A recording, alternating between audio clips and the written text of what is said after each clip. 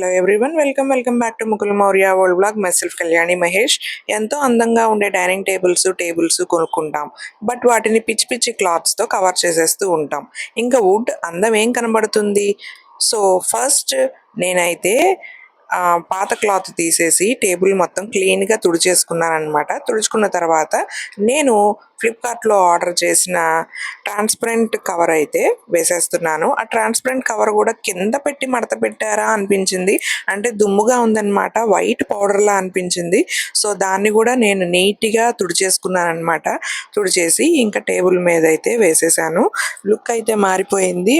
ముందు వేరే క్లాత్ ఉన్నప్పటికీ ఈ ట్రాన్స్పరెంట్ షీట్ వేసిన దానికి చాలా డిఫరెన్స్ అయితే కనబడింది నాకు. ఈ ట్రాన్స్పరెంట్ షీట్ అయితే బాగుందనిపించింది.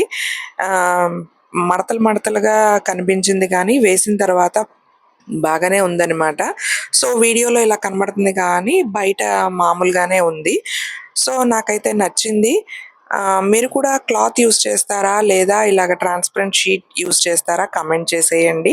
ఇంక మొత్తం తుడిచేసిన తర్వాత నీట్గా ఇట్లా అయితే ఉందన్నమాట. ఇంకా దీని మీద అయితే మేము ఈ టేబుల్ని డైనింగ్ టేబుల్గా యూస్ చేయము. జస్ట్ నేను ఏదైనా అన్బాక్సింగ్ వీడియోస్కి కానీ అట్లాగా ఈ టేబుల్ మీద పెట్టి అన్బాక్సింగ్ చేసుకుంటూ ఉంటాను.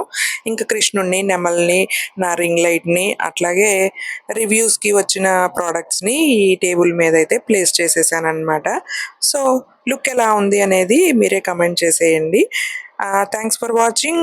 Bye. See you in the next video. నెమళ్ళు చూసారా ఎంత అందంగా ఉన్నాయో? మీషోలో తీసుకున్నానండి.